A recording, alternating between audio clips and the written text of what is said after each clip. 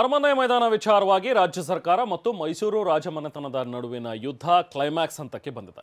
ನ್ಯಾಯಾಂಗ ನಿಂದನೆಯಿಂದ ರಾಜ್ಯ ಸರ್ಕಾರ ಪಾರಾದರೂ ಕೂಡ ಟಿಡಿಆರ್ ವಿಚಾರದಲ್ಲಿ ಸರ್ಕಾರಕ್ಕೆ ಕೊಂಚ ಹಿನ್ನಡೆಯಾಗಿದೆ. ಹಾಗಾದರೆ ಏನಿದು ಟಿಡಿಆರ್ ವಿಚಾರ? ಇಲ್ಲಿದೆ ನೋಡಿ ಕಂಪ್ಲೀಟ್ ಮಾಹಿತಿ. ರಾಜಮನೆತನ ವರ್ಸಸ್ ರಾಜ್ಯ ಸರ್ಕಾರದ ಮಧ್ಯೆ ಟಿಡಿಆರ್ ಜಟಾಪಟಿ. ಟಿಡಿಆರ್ ತೂಗುಗತಿಯಿಂದ ಪಾರಾಗದ ರಾಜ್ಯ ಸರ್ಕಾರಕ್ಕೆ ಕೊಂಚ ಹಿನ್ನಡೆ. ಬೆಂಗಳೂರಿನ ಅರಮನೆ ಮೈದಾನ, ಜಯಮಾಲ್ ರಸ್ತೆ, ಇದೇ ಜಾಗದ ವಿಚಾರವಾಗಿ ಸರ್ಕಾರ ಮತ್ತು ರಾಜಮನೆತನದ ಮಧ್ಯೆ ಕಾನೂನು ಸಂಘರ್ಷ ನಡೆಯುತ್ತಿದೆ.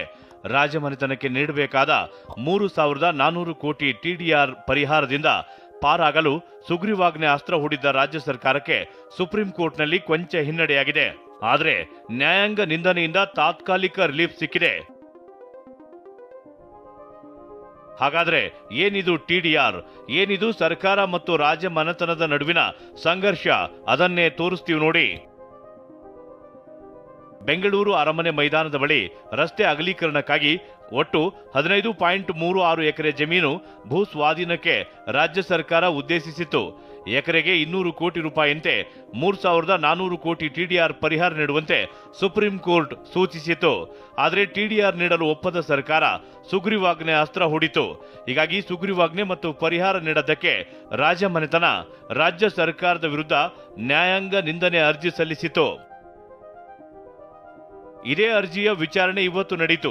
ರಾಜ್ಯ ಸರ್ಕಾರದ ಪರ ಹಿರಿಯ ವಕೀಲ ಕಪಿಲ್ ಸಿಬಲ್ ಜಮೀನು ಸಂಪೂರ್ಣವಾಗಿ ಬಳಸಿಕೊಳ್ಳದ ಜಮೀನಿಗೆ ಟಿಡಿಆರ್ ನೀಡುವುದಾದ್ರೂ ಹೇಗೆ ಅಂತ ವಾದಿಸಿದ್ರು. ವಾದ ಆಲಿಸಿದ ಸುಪ್ರೀಂ ಕೋರ್ಟ್ ಟಿಡಿಆರ್ ಅನ್ನ ಕೋರ್ಟ್ನಲ್ಲೇ ಠೇವಣಿ ಇಡುವಂತೆ ಸೂಚಿಸಿತು. ಈ ಆದೇಶದಿಂದಾಗಿ ಸರ್ಕಾರ ನ್ಯಾಯಾಂಗ ನಿಂದನೆಯಿಂದ ಪಾರಾಯಿತು. ನ್ಯಾಯಾಲಯ 10 ದಿವಸದೊಳಗೆ ಟಿಡಿಆರ್ ಅನ್ನ ಇಲ್ಲಿ ಡೆಪಾಸಿಟ್ ಮಾಡಿ ನಂತರ ಎಲ್ಲ ವಾದ ಪ್ರತಿವಾದವನ್ನು ಆಲೈಸಿ ಮುಂದಿನ ನಿರ್ಧಾರಗಳನ್ನು ಕೈಗೆತ್ತಿಕೊಳ್ತೀವಿ ಅಂತೇಳಿ ಇವತ್ತು ಒಂದು ಆದೇಶವನ್ನು ಹೊರಡಿಸಿದೆ. ಸದ್ಯ 3,400 ಕೋಟಿ ಮೊತ್ತದ ಟಿಡಿಆರ್ ಪ್ರಮಾಣ ಪತ್ರವನ್ನು ರಾಜ್ಯ ಸರ್ಕಾರ ಸುಪ್ರೀಂ ಕೋರ್ಟ್ಗೆ ಸಲ್ಲಿಸಲೇಬೇಕಿದೆ. ವಿಚಾರಣೆ ಅಂತ್ಯವಾದ ಬಳಿಕ ಪ್ರಮಾಣ ಪತ್ರ ರಾಜಮನೆತನಕ್ಕೆ ಹಸ್ತಾಂತರಿಸಬೇಕೋ ಬೇಡವೋ ಅನ್ನೋದನ್ನ ಸುಪ್ರೀಂ ಕೋರ್ಟ್ ನಿರ್ಧರಿಸಲಿದೆ. ಒಂದು ವೇಳೆ ರಾಜಮನೆತನ ಕೇಸ್ ಗೆದ್ರೆ ಟಿಡಿಆರ್ ರಾಜಮನೆತನದ ಪಾಲಾಗಲಿದೆ. ರಾಜ್ಯ ಸರ್ಕಾರಕ್ಕೆ ತೀವ್ರ ಹಿನ್ನಡೆಯಾಗಲಿದೆ.